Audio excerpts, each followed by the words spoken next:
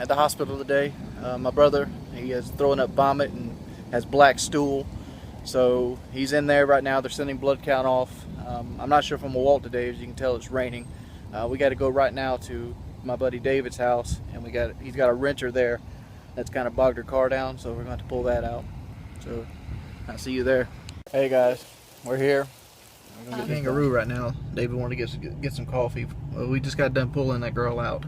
I got some footage. I don't know if it's the best footage of it all. My brother called the hospital. My brother's being transferred to the Grand Strand Regional Hospital because they need a gastroenterologist. It's a big word. They need somebody that does with the gastral tract because they put an IV into him and his heart rate went up to 140 and he almost fainted, and then he went up and got to the bathroom and almost fainted again and started throwing up more blood. So I don't know, dude. I don't know. 26 years old, pimp. 26 years old. I didn't know if I'd get to do my walk video today. It's been a hectic day, dude. Bad news, though. I'm going to show a little bit of it, but you won't actually get to see me pull out the truck. I don't know what's wrong. I honestly don't. Matter of fact, I'll show you what my footage looks like. What's going on? Was they keeping him and she's coming home or what? Went straight. I don't have Miranda's number or Kenneth's number. I got Kenneth's. He's got his phone on him. Sucks, doesn't it? I promise you, it wasn't in my pocket. I had the camera. I had it out. I was using my side view mirror as I pulled the truck out to kind of let you see it. And I go back to look at the footage, and that's what I get. I don't know if the camera messed up or something. But been a really strange day with my brother, and I'll fill you guys in when I get to the first checkpoint. All right. See my little name badge. Still got my name badge on. My buddy Kelly, he has a family motto. His motto is, "So far behind, I thought I was first." And I love that motto. I do. If the Jordan family motto would be, if we didn't have bad luck, we'd have no luck at all. And, you know, I'm not a believer in luck at all. But if you're one of those people that believe in karma and luck and things of that nature, other than chance, you would, if that's the case, my brother's girlfriend probably leaving right now. For those who don't know, well, obviously you are enlightened by either by the title of this video or the little monologue I did in my truck, which I don't know where I'm going to put in this video, but I'm going to probably give you some information that's the same as the video just ahead of me. My brother, today was going to be a more productive day on YouTube. I was going to start my Fallout 3 No Stimpaks LP. I was going to do some boss fights and talk about my opinions of the Dark Souls series. And I was going to do my walk video. That was my game plan for today. And I was going to live stream later tonight, which I still might do. But all that was put aside because my brother woke up vomiting blood. And like when I say vomiting blood, it was coming out in big black chunks. It was almost like pulling hair out of the sink. Being one of the only people in the house that is not dreadfully afraid of blood, I'm the one that had to clean the sink. And that spun off a interesting day of sitting at the hospital.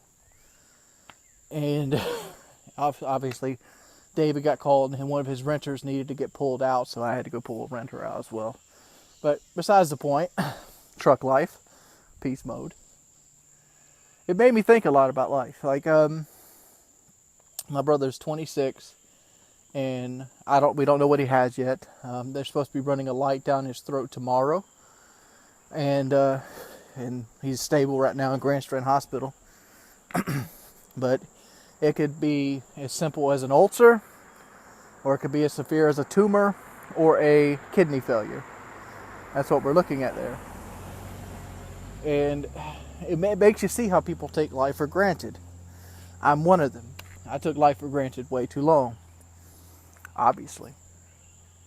And like, you have to take care of yourself, because it was my brother's decisions that put him in his position. But, you know, it sucks. It seriously does. It sucks to see that play out. And like, I did a pretty good job today of holding it together, because I had to hold it together. There was times I wanted to cry, especially during the initial reaction. I mean, but if I would have started crying, Miranda would have started crying, Mom would have started crying. Everybody got to hold it together, because crying doesn't solve shit. Being strong solves shit. And with that being said, I kind of held it together. He's okay for right now. The bad news, it could be bad news down the way. Who knows what's happening? I don't. I personally don't try to think about the. I scared the shit out of me. But, I might have to leave that in. But I don't know. The worst might not be done yet. You know, I mean, Negative Nelly me thinks like, you know, his blood is so coagulated. I can't say the word. Coagulated. I don't know. You know what I'm trying to say. Where the blood is so like clotting and mixed up with dead, dried blood that, you know, a heart attack could happen tonight. Who knows? He's pretty much hooked up to a life support unit. And I don't know, dude. I was the guy that was supposed to be in the hospital first. I was the unhealthy one. But, you know, choices and decisions flip the script on us. And it makes you realize how petty other things are, such as money and position and entitlement and vanity. I said it, vanity. Vanity is a huge part of a lot of people's reasons for working out. Not mine. I'm an ugly motherfucker. That's what I am. But vanity is a huge part of things. I remember my sister used to get so upset when, you know, her hair wasn't right, or she didn't have the right brand name clothes, or, you know, her car wasn't clean. This was in high school. And I looked at her, I'm like, Taylor, all this shit you're worrying about, you're stressing over people you will not know in real life. I have one friend I know out of high school. Well, you could say I have more than one. Like, I still have Mark, Kelly. That's about the only two I talk to still, Mark and Kelly. I still talk to Katie every now and then on Facebook, but she lives in 4 or 5 states over. I only have one friend that I talk to on a regular basis out of high school. And that's pretty much it. The people in high school are not your friends for the most part. They're like work colleagues. Let's take work colleagues into example. Work colleagues aren't your friends either usually. I try my best to be that friend that you want to be. I do. I try my best. If you need to clean out a storage unit, I'll volunteer to help you. If you need to go somewhere, I'll volunteer to help you. If you need money in a bad situation, I will give you work. That desk that's sitting in my thing is a good example. That's $1,600 that I wasted. And I did it because I didn't want to do it right then. I wasn't ready to start that project. But I did it because the guy needed money. He had the skills. Instead of letting him borrow money, I was going to pay him for a skill. That way it made him feel better about himself. Though you're not borrowing money, you're actually earning money. And it turned around and bit me in the ass because I gave him a forward advance. But, you know, I understand that. I understand people have trouble. I understand that stuff. But I forgot how we even got on this tangent. But life thing, hey, dude.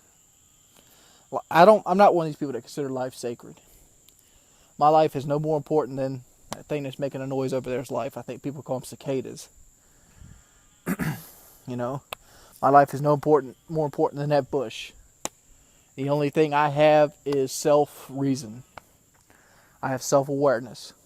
That's all I have over that bush. But it humbles you to see how fast shit can change and how quickly. I could wake up tomorrow and have a heart attack. That's a possibility. And the possibility is working higher every cheeseburger I ever eat. And you might say this is a negative Nelly, but this is what I've been using to motivate myself. And like, I really hope my brother's okay.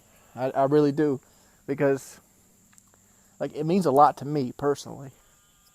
Because that's my player too, dude. I mean, we grew up together. We played two-player co-op games. We played Baldur's Gate Dark Alliance. We played Final Fantasy. We switched to controller. I mean, you know, we pretty much worked at the same job for a long time. We both worked at MechLast for a while. And it sucks to think him laid up in a hospital.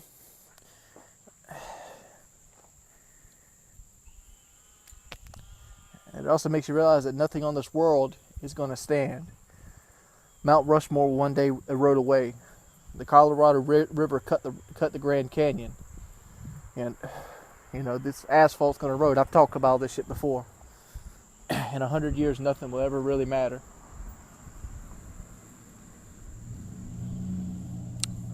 I'm saying, I guess that's saying, live for today, dude. Tomorrow is not promised.